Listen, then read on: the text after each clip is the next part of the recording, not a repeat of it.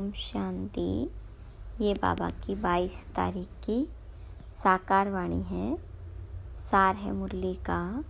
मीठे बच्चे, इस शरीर से जीते जी मरने के लिए अभ्यास करो। मैं भी आत्मा, तुम भी आत्मा।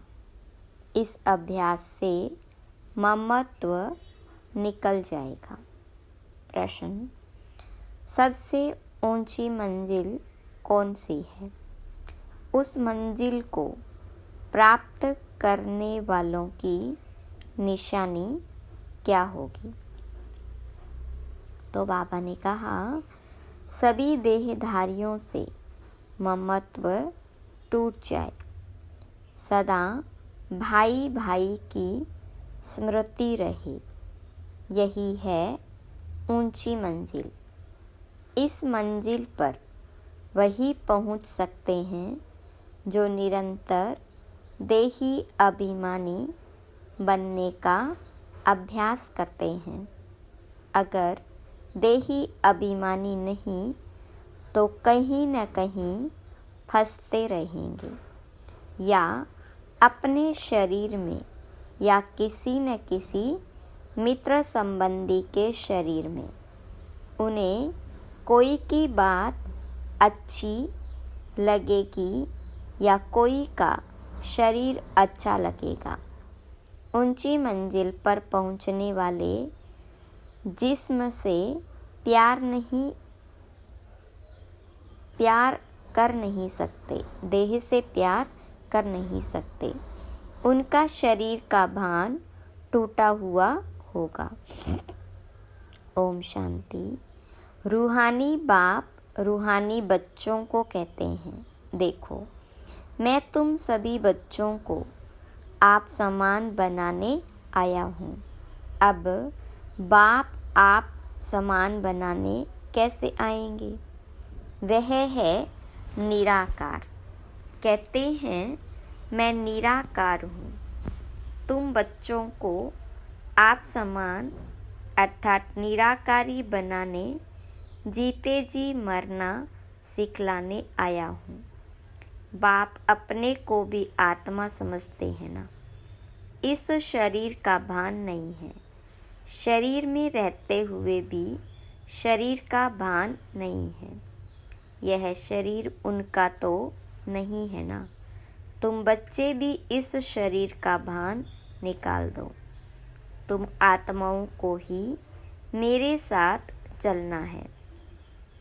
यह शरीर जैसे मैंने लोन लिया है, वैसे आत्माएं भी लोन लेती है पार्ट बजाने के लिए। तुम जन्म जन्मांतर शरीर लेते आए हो। अब जैसे मैं जीते जी इस शरीर में हूँ, परंतु हूँ तो न्यारा अर्थात मरा हुआ। मरना शरीर को छोड़ने को कहा जाता है। तुमको भी जीते जी इस शरीर से मरना है। मैं भी आत्मा, तुम भी आत्मा। तुमको भी मेरे साथ चलना है या यहाँ ही बैठना है। तुम्हारा इस शरीर में जन्म जन्मांतर का मोह है।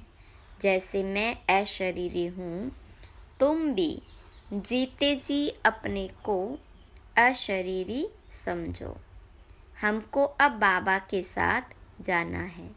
जैसे बाबा का यह पुराना शरीर है, तुम आत्माओं का भी यह पुराना शरीर है। पुरानी जुत्ती को छोड़ना है।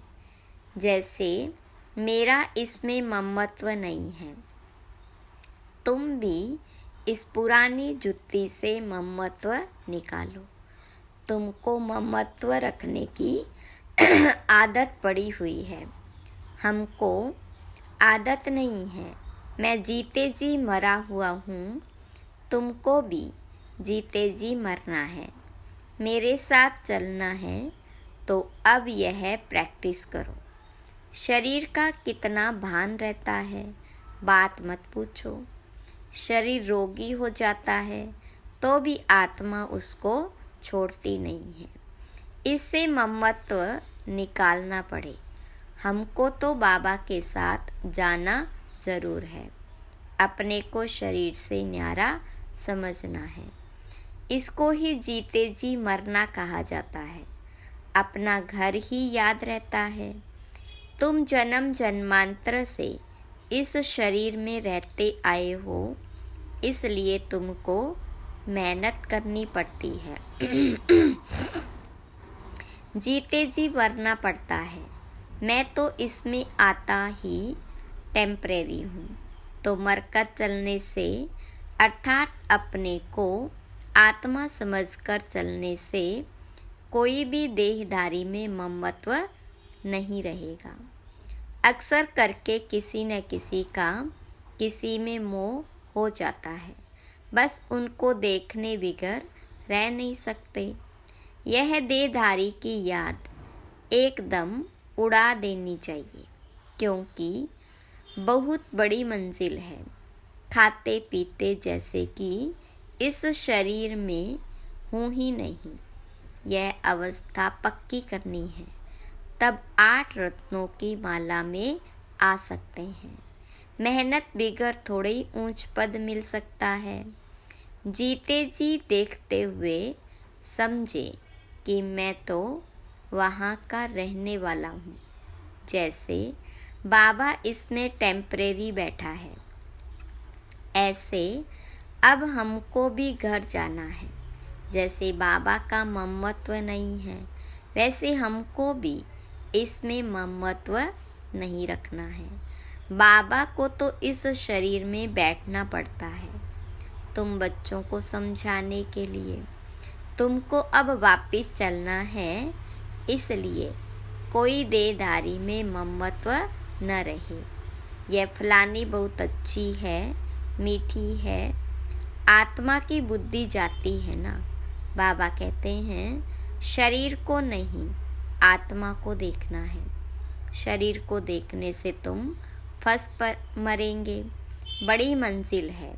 तुम्हारा भी जन्म जन्मांतर का पुराना ममत्व है, बाबा का ममत्व नहीं है।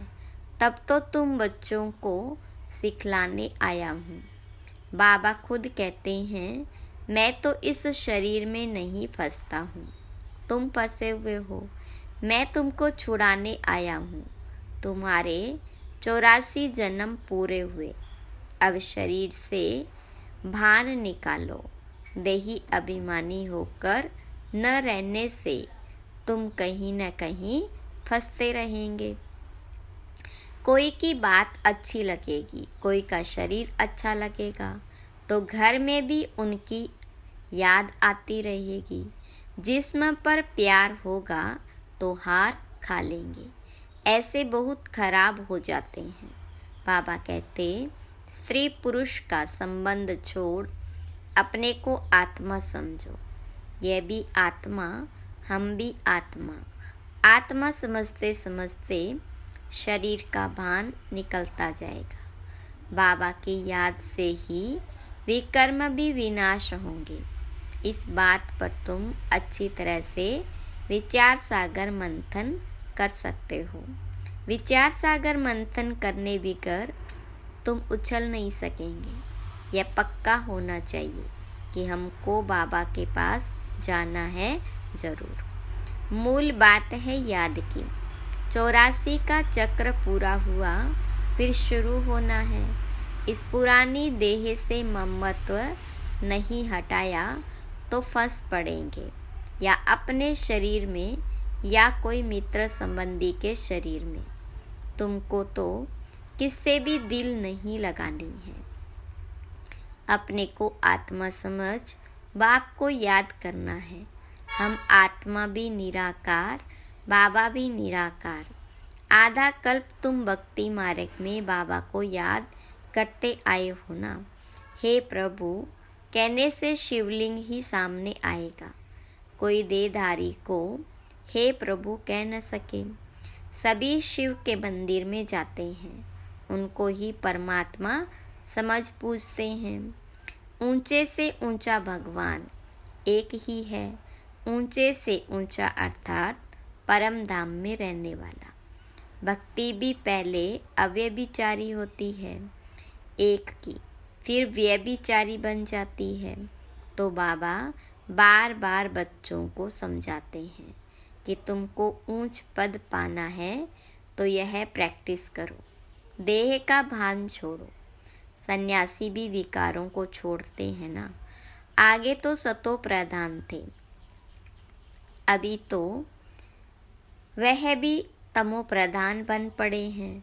सतो प्रधान आत्मा कशिश करती है, अपवित्र आत्माओं को खींचती है, क्योंकि आत्मा पवित्र है।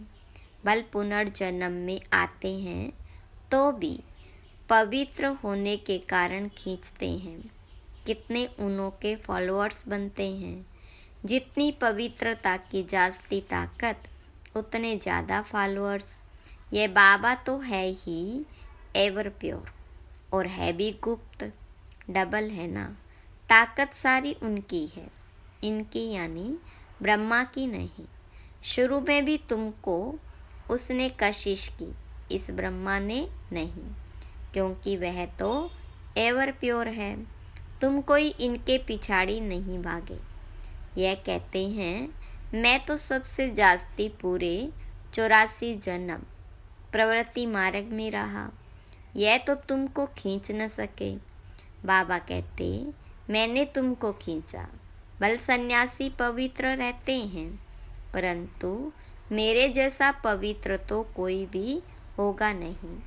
वह तो सब भक्ति मार्ग के शास्त्र आदि सुनाते हैं। मैं आकर तुमको सब वेदों शास्त्रों का सार सुनाता हूँ। चित्र में भी दिखाया है, विष्णु की नाभि से ब्रह्मा निकला, फिर ब्रह्मा के हाथ में शास्त्र दिखाए हैं। अब विष्णु तो ब्रह्मा द्वारा शास्त्रों का सार सुनाते नहीं हैं, वो तो विष्णु को भी भगवान समझ लेते हैं। बाबा समझाते हैं मैं इन ब्रह्मा द्वारा सुनाता हूँ, मैं विष्णु द्वारा थोड़े ही समझाता हूँ। कहाँ ब्रह्मा कहाँ विष्णु, ब्रह्मा सो विष्णु बनते हैं, फिर 84 जन्म के बाद यह संगम होगा। यह तो नई बातें हैं ना, कितनी वंडरफुल बातें हैं समझाने की। अब तो बाबा कहते बच्चे जीते जी मरना है। तुम शरीर में जीते हो ना, समझते हो हम आत्मा है, हम बाबा के साथ चले जाएंगे। यह शरीर आदि कुछ भी ले नहीं जाना है। अब बाबा आया है, कुछ तो नई दुनिया में ट्रांसफ़र कर दे। मनुष्य दान पुण्य आदि करते हैं दूसरे जन्म में पाने के लिए। तुमको भी नई दुनिया में मिलना है। यह भी करेंगे वही जिन्होंने कल्प पहले किया होगा, कम जास्ती कुछ भी होगा नहीं। तुम साक्षी होकर देखते रहेंगे, कुछ कहने की भी दरकार नहीं रहती। फिर भी बाबा समझाते हैं जो कुछ करते हैं तो उसका भी अहंकार नहीं आना चाहिए। हम आत्मा यह शरीर छोड़कर जाएंगे, वहाँ नई दुनिया में जाकर नया शरीर लेंगे। गाया भी जाता है राम गयो रावण गयो। रावण का परिवार कितना बड़ा है, तुम तो मुट्ठी भर हो। यह सारा रावण संप्रदाय है, तुम्हारा राम संप्रदाय कितना थोड़ा होगा, 9 लाख। तुम धरती के सितारे हो ना, माँ बाप और तुम बच्चे। तो बाबा बार बार बच्चों को समझाते हैं कि मर जीवा बनने की कोशिश करो।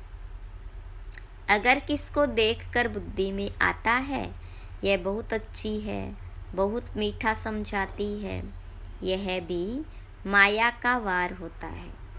माया ललचा देती है, उनकी तकदीर में नहीं है तो माया सामने आ जाती है।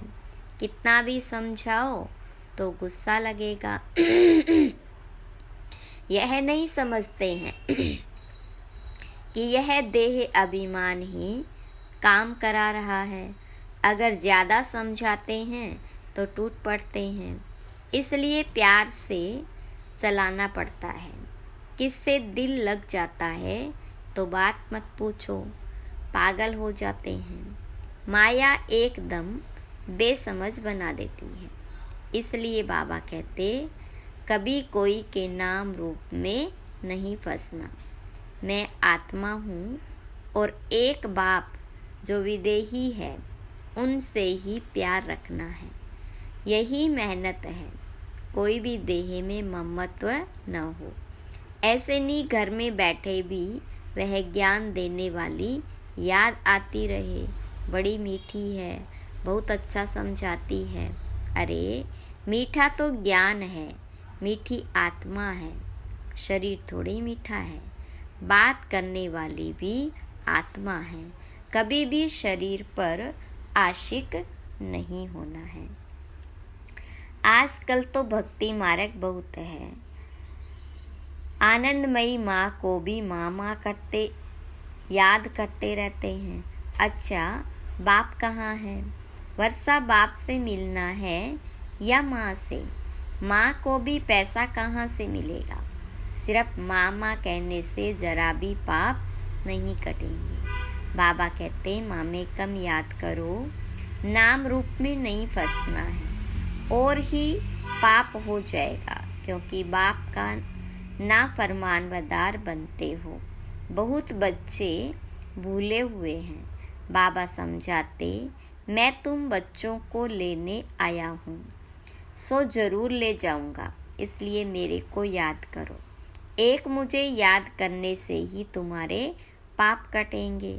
भक्ति मार्ग में बहुतों को याद करते आए हो, परंतु बाप बिगर कोई काम कैसे होगा? बाबा थोड़े ही कहते हैं माँ को याद करो। बाप तो कहते हैं मुझे याद करो, पतित पावन मैं हूँ। बाबा के डायरेक्शन पर चलो। तुम भी बाबा के डायरेक्शन पर औरों को समझाते रहो। तुम थोड़े ही पतित पावन ठहरे। याद एक को ही करना है। हमारा तो एक बाप, दूसरा न कोई। बाबा हम आप पर ही वारी जाएंगे। वारी जाना तो शिव बाबा पर ही है और सबकी याद टूट जानी चाहिए। भक्ति मार्ग में तो बहुतों को याद करते रहते हैं। यहाँ तो एक शिव बाबा, दूसरा न कोई, फिर भी कोई अपनी चलाते हैं तो क्या गति सदगति होगी? मूंझ पड़ते हैं। बिंदी को कैसे याद करें? अरे तुमको अपनी आत्मा याद है ना कि मैं आत्मा हूँ, वह भी बिंदी रूप ही है, तो तुम्हारा बाप भी बिंदी है। बाबा से वर्षा मिलता है, माँ तो फिर भी देहधारी हो जाती है। तुमको विदेही से ही वर्षा मिलना है, इसलिए और सब बातें छोड़ एक से बुद्धि योग लगाना है। अच्छा मीठे मीठे सिखिलदे बच्चों प्रति माता पिता बाप दादा का याद प्यार और गुड मॉर्निंग। रूहानी बाप की रूहानी बच्चों को नमस्ते। रूहानी बच्चों की रूहानी बाप दादा को याद प्यार गुड मॉर्निंग और नमस्ते। धारणा के लिए मुख्य सार, शरीर का भान खत्म करने के लिए चलते फिरते अभ्यास करना है। जैसे कि इस शरीर से मरे हुए हैं, न्यारे हैं, शरीर में है ही नहीं। बिगड़ शरीर आत्मा को देखो। दूसरी पॉइंट, कभी भी किसी के शरीर पर तुम्हें आशिक नहीं होना है। एक विदेही बाप से ही प्यार रखना है, एक से ही बुद्धि योग लगाना है। वरदान, सेवा और स्वपुरुषार्थ के बैलेंस द्वारा ब्लेसिंग प्राप्त करने वाले कर्म योगी भव। विस्तार, कर्म योगी अर्थात कर्म के समय भी योग का बैलेंस हो। सेवा अर्थात कर्म और स्वपुरुषार्थ अर्थात योग युक्त। इन दोनों का बैलेंस रखने के लिए एक ही शब्द याद रखो कि बाबा करावनहार है और मैं आत्मा करनहार हूँ। यह एक शब्द बैलेंस बहुत सहज बनाएगा और सर्व की ब्लेसिंग मिलेगी। जब करनहार के बजाय अपने को करावनहार समझ लेते हो तो बैलेंस नहीं रहता और माया अपना चांस ले लेती है। स्लोगन: नज़र से निहाल करने की सेवा करनी है तो बाप दादा को अपनी नज़रों में समा लो। ओम शांति।